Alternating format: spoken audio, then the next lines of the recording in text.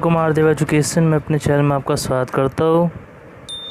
ये class 11th history chapter number 1 समय की शुरुआत।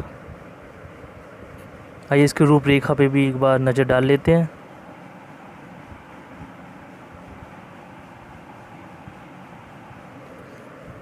इस अध्याय में इस बात की चर्चा की गई है कि मानव कब और किस रूप में सर्वप्रथम अस्तित्व में आया। ऐसा समझा जाता है कि 56 लाख वर्ष पहले पृथ्वी पर ऐसे प्राणियों का प्रादुर्भाव हुआ जिन्हें हम मानव कह सकते हैं। इसके बाद आदिमानव के कई रूप बदले और कलातंत्र में लुप्त हो गए। आज हम जिस रूप में मानव को देखते हैं, जिन्हें हमें आगे और आधुनिक मानव कहा, वैसे लोग 1,60,000 साल पहले पैदा हुआ थे। लगभग 800 ईसा पूर्व तक मानव इतिहास के इससे लंबे अरसे के दौरान लोग दूसरों द्वारा मारे गए या अपनी मौत खुद मारे प्राणियों के शरीर में से मांस खाकर, जानवरों का शिकार करके अथवा पेड़ पौधों से कंदमूल, फल या बीज आदि बटोर कर अपना पेट भरते थे। धीरे धीरे उन्होंने पत्थरों से औजार बनाना और आपस में बातचीत करना सीख लिया। हालांकि आगे चलकर आदमी ने भोजन जुटाने के कई और तरीके अपना लिए, पर शिकार और संग्रह करने यानी इधर उधर से खाने की चीज़ें तलाशने और बटोरने का तरीका भी चलता रहा। आज भी दुनिया के कुछ भागों में ऐसे शिकारी संग्रह समाज, हंटर गैथर सोसाइटी है, जो शिकार और संग्रहण से अपने भोजन की व्यवस्था करते हैं। इसलिए ये सोचने पर मजबूर होते हैं कि इन शिकारी संग्रह लोगों की जीवन शैली का अध्ययन करने से हमें अतीत के बारे में कुछ जानकारी मिल सकती है। आज हम आदि मानव के इतिहास की जानकारी मानव के जीवाश्म, फोरेस, पत्थर के औजारों, गुफाओं की चित्रकारियों की खोज से मिलती है। इसमें से प्रत्येक खोज का अपना एक इतिहास है। अक्सर ही जब ऐसी चीज़ें सर्वप्रथम की गई, अधिकांश विद्वानों ने यह मानने से इनकार कर दिया कि यह जीवाश्म प्रामाणिक मानव के हैं। उन्हें आदिकालीन मानव द्वारा पत्थर के औजार या रंग रोगन बनाए जाने की योग्यता के बारे में भी शक था। एक आरेस के बाद ही इन जीवाश्मों, औजारों और चित्रकारियों के सच्चे महत्व को स्वीकार किया गया। मानव का विकास क्रमिक रूप से हुआ। इस बात का लक्ष्य हमें मानव की इन प्रजातियां पीसीज के जीवाश्मों से मिलता है, जो अब लुप्त हो चुकी है। उसकी कुछ विशेषताओं या शारीरिक लक्षणों के आधार पर मानव को विभिन्न प्रजातियों में बांटा गया है। जीवाश्मों की तिथि का निर्धारण प्रत्येक रासायनिक विश्लेषण द्वारा अथवा उन परतों या लक्षणों के काल का परोक्ष रूप से निर्धारण करके किया जाता है, जिसमें वह द्रव्य पाए जाते हैं। जब एक बार जीवाश्मों की तिथि यानी काल का पता लग चल जाता है, तो मानव का क्रम निर्धारित करना कठिन नहीं रहता। लगभग 200 वर्ष पहले सर्वप्रथम ऐसी खोजें की गई थी, तो अनेक विद्वान ने यह मानने को तैयार नहीं थे कि खुदाई से मिले जीवाश्म और पत्थर के औजार तथा चित्रकारियों जैसे अन्य चीज़ वास्तव में मनुष्य के आदिकालीन रूप से संबंध रखती थी। विद्वानों की ये हिचकिचाहट आमतौर पर बाइबल के ओल्ड टेस्टामेंट से अभिव्यक्त थी। इस साधारण पर आधारित थी कि परमेश्वर ने सृष्टि की रचना करते समय अन्य प्राणियों के साथ साथ मनुष्य को भी बनाया। विद्वानों की ऐसी हिचकिचाहट का उदाहरण देखिए। अगस्त 1856 में जब मजदूर जर्मनी के डेस्टफोर्ड नगर के पास टिहाडर घाटी में चूने के पत्थरों की खान की खुदाई कर रहे थे, तो उन्हें एक खोपड़ी और अस्थिपंजर के कुछ टुकड़े मिले। ये चीज़ें एक स्थायी स्कूली शिक्षक कार्ल फुरोट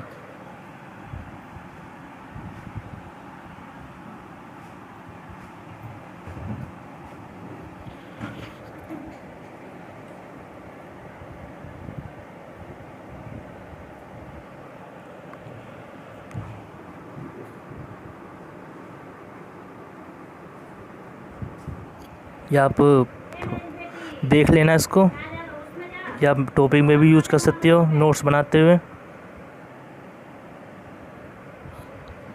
इसको थोड़ा जूम कर लेते हैं। हाँ, हो गया। कार फोर्ट्यूट को सौंप दी गई, जो एक प्राकृतिक इतिहास संज्ञ थे। जांच के बाद उन्हें पाया कि वह खोपड़ी आधुनिक मानव की नहीं थी। फिर उन्होंने प्लास्टर से उस खोपड़ी का ढांचा बनाया और उसे बोन विश्वविद्यालय के शरीर रचना विज्ञान के एक प्रोफेसर हरमन सफरोसेन के पास भेज दिया। अगले ही वर्ष उन्होंने मिलकर एक शोध पत्रिका प्रकाशित किया, जिसमें उन्होंने ये दावा किया कि यह खोपड़ी एक ऐसे मानव के रूप की है जो अब अस्तित्व में नहीं है। उस समय तो विद्वानों, ये देखिए कहाँ पे पाया गया था। ये जीवाश्म प्राप्त एक कठिन प्रक्रिया होती है। पाई गई चीज़ों की सही जगह जानना उनके काल निर्धारण के लिए बहुत ज़रूरी होता है। ये देखिए इस जगह पे पाई गई थी खोपड़ी। ये देखिए, इसमें आप देख सकते हो, पढ़ भी सकते हो। तो आइए इसको शुरू करते हैं। इसको ने उनके इस दावे को स्वीकार किया और यह घोषित कर दिया कि यह खोपड़ी एक ऐसे व्यक्ति की है जो बहुत बाद के समय में हुआ था। मनुष्य के कर्मिक विकास के अध्ययन में एक युगांतरकारी घटना 24 नवंबर 1849 को तब घटी जब मनुष्य की उत्पत्ति के विषय में चार्ल्स डार्विन की पुस्तक on the origin of species, English में भी नाम लिखा हुआ, प्रकाशित हुई। इस पुस्तक के प्रथम संस्करण की सभी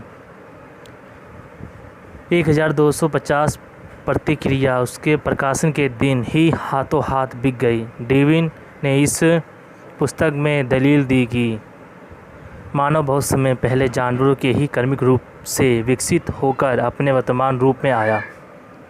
ये देखिए खोपड़ी कुछ ऐसी थी जहाँ पे पाई गई थी। इसका नाम रखा गया था नियांडरथल मानव की खोपड़ी। कुछ लोगों ने इस खोपड़ी की पुरातनता को स्वीकार नहीं किया और यह बताया कि यह खोपड़ी तो किसी मूर्ख या जड़ बुद्धि प्राणी की है। ये उनके मत थे वैज्ञानिकों के। ये देखिए, ये थोड़ा मेन हो जाता है।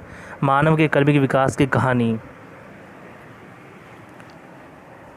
क्या आधुनिक मानव के पूर्वज, ये देखते हैं। ये थोड़ा आप इससे क्वेश्चन भी आते हैं कई बार। इन 4 खोपड़ियों को देखिए, ये 4 है, देखिए। खोपड़ी का एक वानर की है।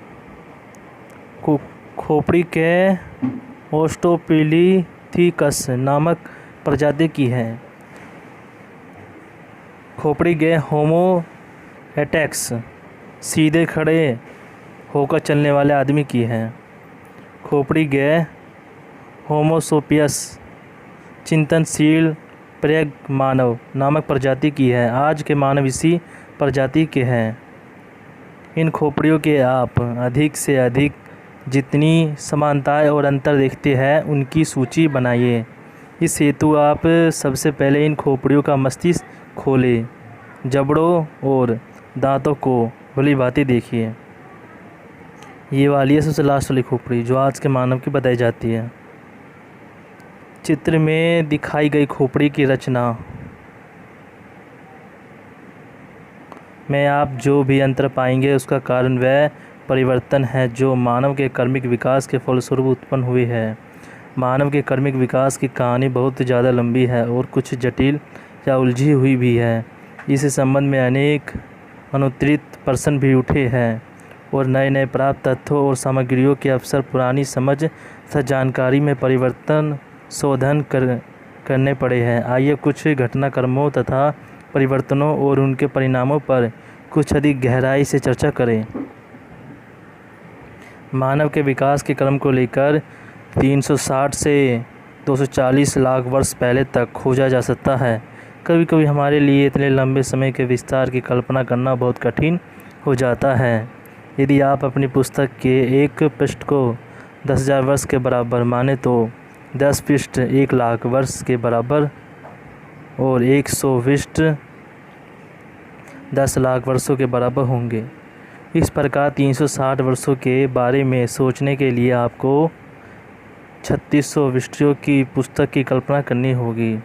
यह वह समय था जब एशिया तथा अफ्रीका के स्तनपायी प्राणियों की प्राइमेट नामक श्रेणी का उद्भव हुआ था। इसके बाद लगभग 240 लाख वर्ष पहले प्राइमेट शैली में एक उपसमूह उत्पन्न हुआ, इसके होमोनाइट कहते हैं, और उप समूह में वानर यानी एप शामिल थे। और फिर बहुत समय बाद लगभग 56 लाख वर्ष पहले हमें पहले होमोनिड प्राणियों के अस्तित्व का संशय मिलता है। होमोनिड वर्ग होमोनाइट उपसमूह से विकसित हुए, उनमें अनेक समानता पाई जाती है, लेकिन कुछ बड़े अंतर भी हैं।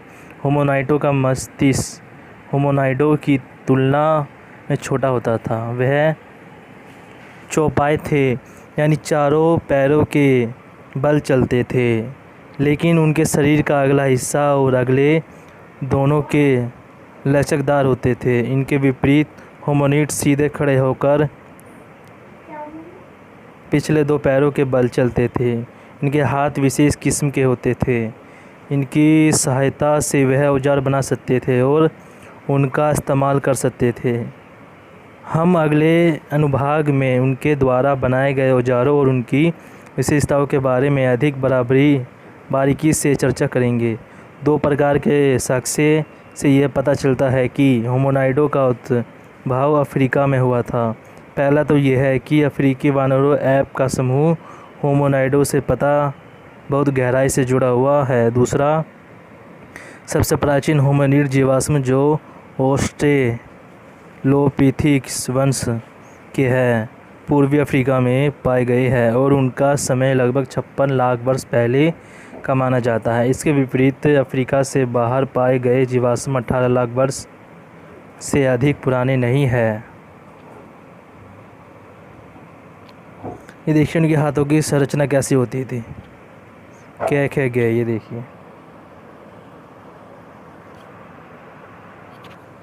क्या आकृति चिंपैंजी की ठीक का सूक्ष्म पकड़ दर्शाती है।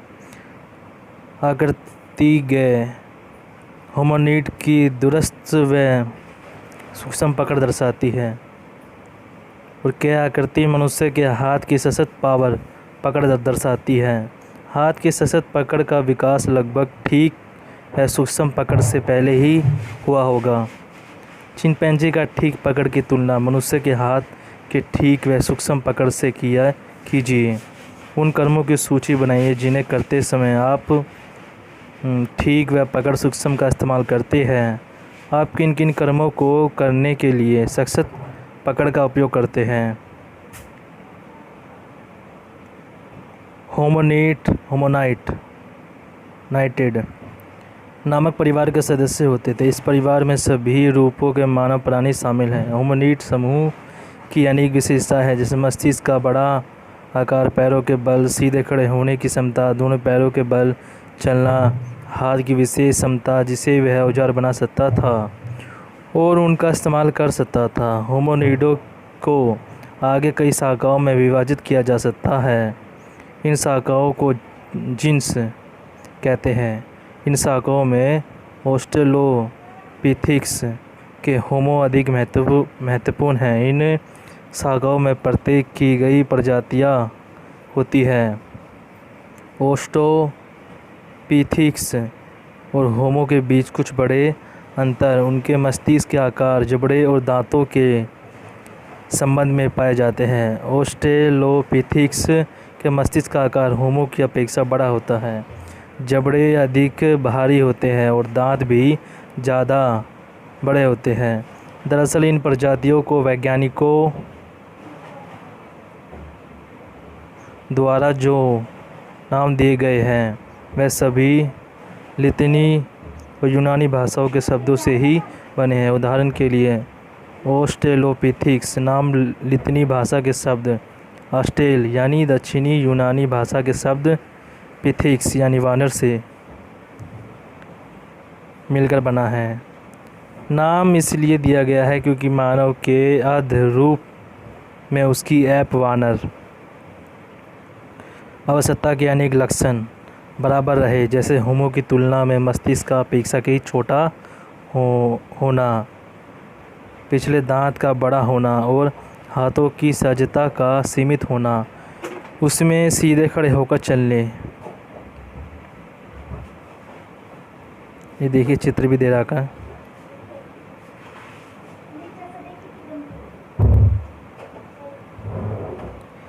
की क्षमता भी अधिक नहीं थी क्योंकि वह भी अपनी बहुत सा समय पेड़ों पर गुजारता था, इसलिए उसमें पेड़ों पर जीवन जीने के लिए आवश्यक अनेक विशेषताएं अब भी मौजूद थी, जैसे आगे के अवयवों का लंबा होना, हाथ और पैरों की हड्डियों का मुड़ना होना और थकने के जोड़ों।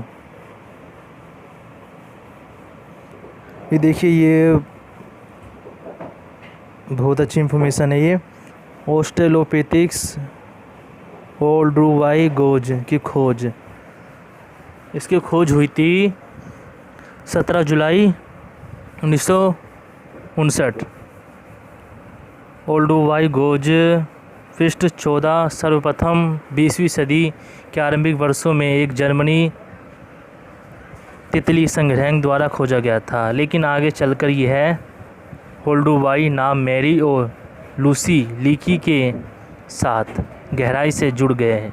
इन्होंने जहां 40 वर्ष से भी अधिक समय तक शोध कार्य किया था। मैरी लेकी ने की होडीवाई और लेतोली में पुस्तवीय खुदाई कार्यों की देखभाल की थी और वहां की गई अनेक रोमांचक खोजों में उसका हाथ रहा था। लूसाई लीकी ने अपनी इस अद्भुत खोज का वर्णन इस प्रकार किया। ये देखिए खोपड़ी का ये पत्रिका में प्रकाशित हुआ था। उस दिन सवेरे जब मैं उठा तो मुझे सिर में दर्द और हल्का बुखार महसूस हो रहा था। इच्छा तो नहीं थी पर मुझे शिविर में ही रहना पड़ा। चूँकि हम दोनों में से मैं काम पर नहीं जा रहा था, इसलिए मैरी के लिए काम पर जाना ज़रूरी हो गया। हमें अपना काम पूरा करने के लिए सिर्फ 7 सप्ताह का ही समय मिला था, जो जल्दी जल्दी बीत रहा था। इसलिए मेरी अपनी दोनों कुत्तों सैली और टूटस्ट के साथ खुदाई पर चली गई और मैं बेचैन होकर पीछे शिविर में रह गया। कुछ समय बाद शायद मेरी झोपड़ी टूटी और मैंने लैंड रोवर की आवाज़ सुनी। वह बड़ी तेज़ी से शिविर की ओर आ रही थी। मुझे पल भर के लिए एक सपना सा आया गया। मुझे लगा कि मैरी को किसी जहरीले बिच्छू ने काट लिया। वहाँ सड़कों की तादाद में बिच्छू थे, अथवा किसी सांप ने डस लिया तो कुत्ते की नज़र से बच निकला होगा। लैंड रोवर गाड़ी खड़खड़ाहट के साथ रुकी और मैंने कई बार मैरी की आवाज़ सुनी। वह बार बार पुकार रही थी, मैंने उसे पा लिया, मैंने उसे पा लिया। मैं अब भी सिर दर्द से लटक खड़ा रहा था। मैं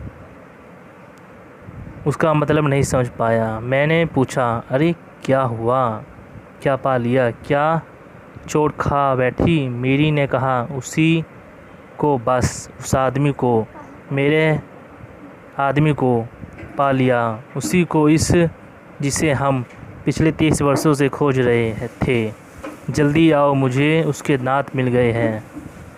finding the world's happiest man, लेखक LSB लीकी, नेशनल ज्योग्राफिक, 118 सितंबर 1960 ये पत्रिका में प्रकाशित हुआ था। का घुड़सवार होना कला तंत्र में जब औजार बनाने और दूरी तक पैदल चलने की प्रक्रिया में बढ़ोतरी हुई, तब मानवीय विशेषताओं के लक्षणों का विकास भी हो गया। आदिकालीन मानवों के अवशेष को विभिन्न विभिन्न जातियों में वर्गीकृत किया गया है। इन प्रजातियों को अक्सर उनकी हड्डियों की संरचना में पाए जाने वाले अंतरों के आधार पर एक दूसरे से अलग किया गया। उदाहरण के लिए आरंभिक मानवों की प्रजातियों को उनकी खोपड़ी के आकार और जबड़े की विशेषता के आधार पर बांटा गया। पृष्ठ 10 पर चित्र देखिए। यह विशेषताएं सकारात्मक प्रतिपुष्टि व्यवस्था, पॉजिटिव फीडबैक मैकेनिज्म, यानी वरिष्ठ परिणाम प्राप्त होने से ही विकसित हुई होगी। ये देखिए चार्ट दिया गया। सकारात्मक प्रतिपुष्टि व्यवस्था किसी बॉक्स विशेष की ओर इंगित तीर के निशान और प्रभाव को बताते हैं जिनकी वजह से कोई विशेषताएं विकसित हुई है। ये देखिए मस्तिष्क के आकार और उसकी क्षमता, बुद्धि, आँखों से निगरानी, भोजन और शिकार की तलाश में लंबी दूरी तक चलना, सीधे खड़े होकर चलना, औजार के इस्तेमाल के लिए बच्चों व चीज़ों को ले जाने के लिए हथियारों का मुफ्त होना, औजार बनाना है। देखिए ये दूसरे से लिंक है ये बातें। किसी बॉक्स से दूर इंगित करने वाले तीर के निशान ये बताते हैं कि बॉक्स में बताए गए विकास क्रम के नए प्रक्रियाओं को कैसे प्रभावित किया।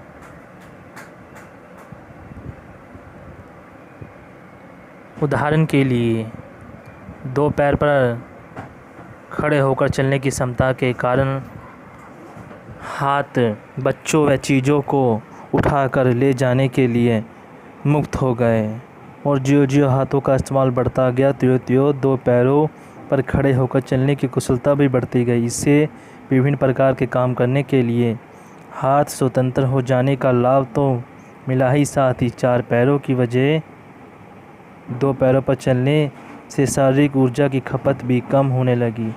लेकिन दौड़ते समय यह लाभ उल्टा हो गया।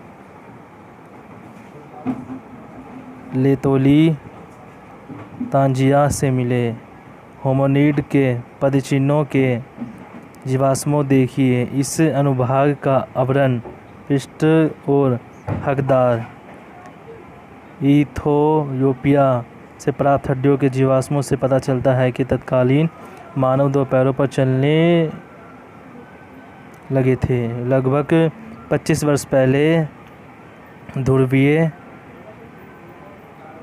हिमाच्छन्न से हिमयुग के आरंभ में जब पृथ्वी के बड़े बड़े भाग बर्फ़ से ढक गए तो जलवायु तथा वनस्पति की स्थिति में बड़े बड़े परिवर्तन आए। तापमान और वर्षा में कमी हो जाने के कारण जंगल कम हो गए और घास के मैदान का क्षेत्रफल बढ़ गया। इसके परिणाम स्वरूप ऑस्ट्रेलोपिथेकस के आरंभिक रूप जो जंगलों में रहने के आदी थे धीरे धीरे लुप्त हो गए और उनके साथ स्थान पर उनकी दूसरी प्रजाति आ गई जो सूखी परिस्थितियों में आराम से रह सकती थी, जिनमें जीनस होमो के सबसे पुराने प्रतिनिधि शामिल थे।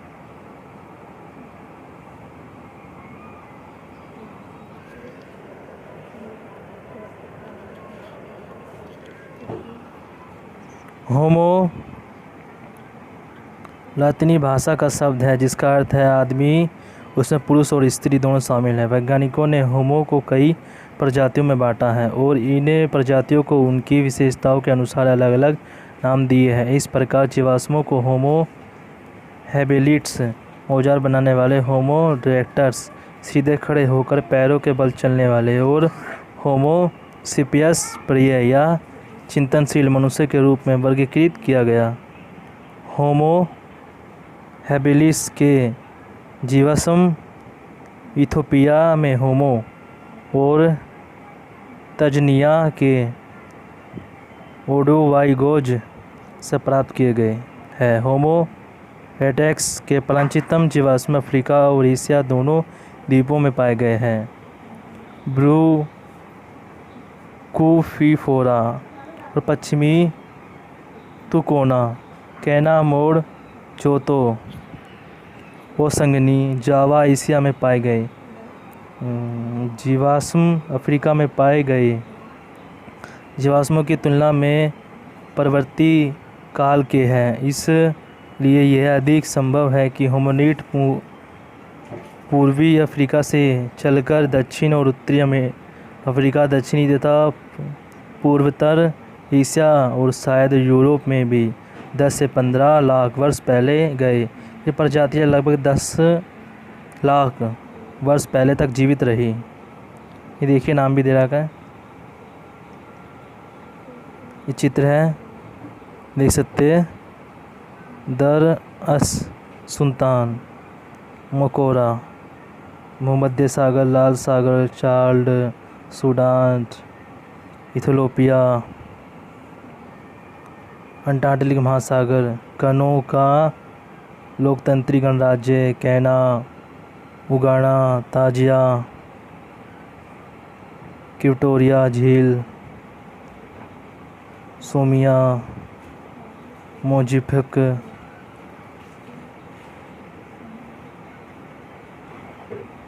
वंडर केव, स्वतंत्र कोष, दी कैडेंस, क्लासिक रिवर माउथ। आप देख सकते हो, मानचित्र को देख सकते हो। ये पूर्वी अफ्रीका का परम भीषण रिफ्ट घाटी।